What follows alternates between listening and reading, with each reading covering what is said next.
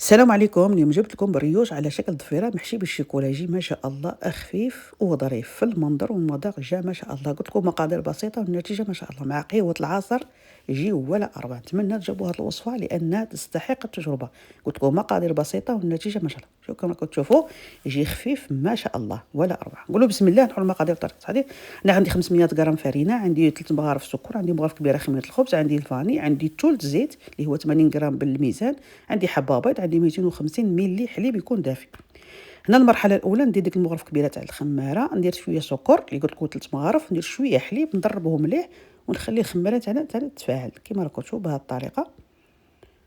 هذه المرحله الاولى باش نكملوا مقادير نتاع البريوش. هنا جبت 500 غرام فانينه بعد ما غربلتها، قلت لكم ندير حفره في الوسط، ندير ديك الرشه تاع الملح، مغرف صغيره تاع فاني اختياري، وندير دوك السكر اللي تبقى لي.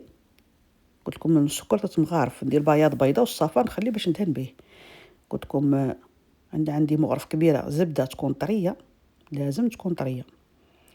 هنا نعجن البريوش تاعي، دوك ندير داك الخماره بعد ما تفاعلت كما راكم تشوفوا، والحليب نديرو تدريجيا. كاين الفرينه اللي تشرب، كاين الفرينه اللي ما تشربش. الحليب نديرو تدريجيا يكون دافئ. عندي 250 ملي تاع حليب اللي هو كاس الا ربع، عندي كاس وربع تاع حليب اللي ما عندهاش الميزان. بهذه الطريقه تنعجن العجينه تاعي مليح، وبعد نضيف لها ديك المغرف كبيره تاع الزبده، لازم تكون طريه. نعجنها مليح حتى ندخلوا ديك الزبده في العجينه كما راكم تشوفوا، ولا عندكم العجان ديروها في العجان ما كاش مشكل. المهم حاجه سهله وبسيطه، نتمنى تجربوها كما راكم تشوفوا. تحصلوا على العجينه ما شاء الله تكون طريه. دوكا نخليها تخمر كما راكم تشوفوا. نتمنى تجربوا هذه الوصفه. بعد ما خمرت لي العجينه كما راكم تشوفوا جات ما شاء الله خفيفه. دوكا نخرج منها الهواء ونشكل كويرات. انا درتهم متوسطين، خرجت لي 12 حبه، ماشي كبار ماشي صغار، وانتم لكم الاختيار كما تحبوا.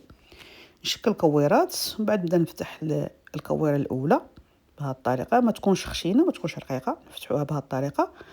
هنا نستعملوا شيكوله الطلاء تكون من درجه حراره المطبخ. انا ندير كميه قليله ونوزعها مليح على العجينه كما راكم تشوفوا، ما تكثروش، وزعوها مليح بهذه الطريقه. من بعد نثنيها ونجيب قطعه تاع البيتزا نشكلها كشرائح كما راكم تشوفوا. انا جبت هذا الرولو يكون رقيق. المهم حاجه اللي عندكم استعملوها. نشكلوا الضفيره نتاعنا بهذه الطريقه كما راكم تشوفوا. قلت لكم الطريقه سهله والنتيجه ما شاء الله كما راكم تشوفوا، تحصلوا على ضفيره. كملوا كاع العجينه اللي عندنا كما بهذه الطريقه كما راكم تشوفوا. نحطها في الصينيه نخليها تخمر المره الثانيه، من بعد نشعل الفرن، يكون الفرن مسخن مليح. هنا ديك الصفار تاع بيضه درت فيها شويه قهوه باش يعطينا اللون شباب، ولا عندكم الحليب ديروا الحليب ما كاش مشكل.